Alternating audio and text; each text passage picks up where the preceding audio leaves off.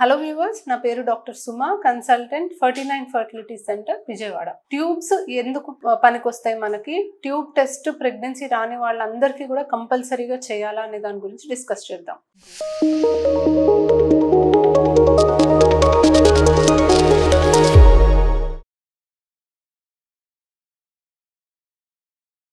So గర్భసంచి పక్కన 2 tubes ఉంటాయండి. ఈ ట్యూబ్స్ మనకి అండాశయానికి గర్భసంచికి మధ్యలో కనెక్షన్ అన్నమాట. ప్రతి నెల ఆడవాళ్ళకి అండాశయం నుంచి అండం విడుదలై ట్యూబ్ లోకి వెళ్తుంది.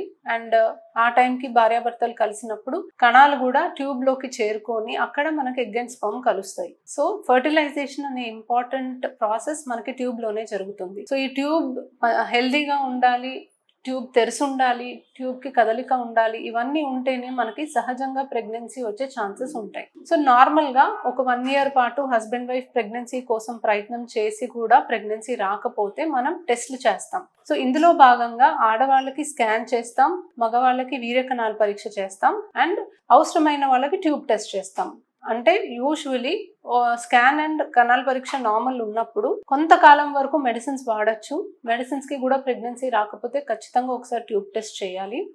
2-3 సంవత్సరాలు కూడా దాటిపోయింది, IUI లాంటి ట్రీట్మెంట్ చేయాలి అనుకున్నప్పుడు కూడా ఖచ్చితంగా ట్యూబ్ టెస్ట్ మనం చేయాల్సి వస్తుంది.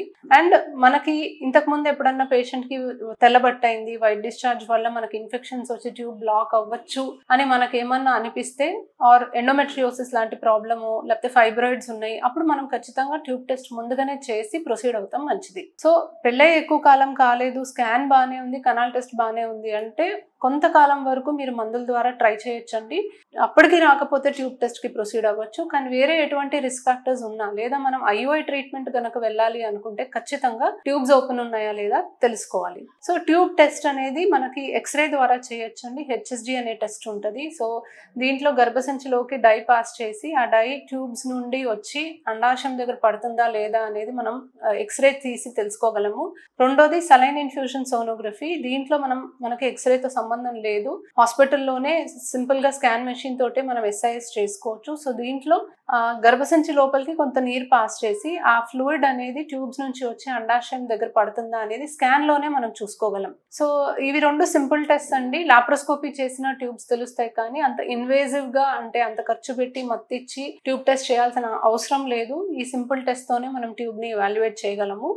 సో ట్యూబ్స్ ప్రెగ్నెన్సీ రావడానికి చాలా ఇంపార్టెంట్ స్ట్రక్చర్స్ అండి. అండ్ కొంతకాలం వరకు మీరు న్యాచురల్ గా ట్రై చేసి ప్రెగ్నెన్సీ రానప్పుడు ఖచ్చితంగా ట్యూబ్ టెస్ట్ అనేది చేయించుకోవాలి. ఎందుకంటే ట్యూబ్స్ కనుక 2 బ్లాక్ ఉంటే మీకు సహజంగా రావడానికి కానీ, మందుల ద్వారా కానీ, IUI ద్వారా కానీ పాసిబిలిటీ ఉండదు. 2 ట్యూబ్స్ బ్లాక్ ఉంటే ఖచ్చితంగా IVF ట్రీట్మెంట్ మాత్రమే మీకు ఆప్షన్ ఉంటుంది. సో అది తెలుసుకోకుండా మీరు ఎన్ని మందులు వాడినా మీకు టైం వేస్ట్ అవుతుంది. కాబట్టి ట్యూబ్ టెస్ట్ సరైన టైంకి చేయించుకుంటేనే మీకు బెటర్. Thank you.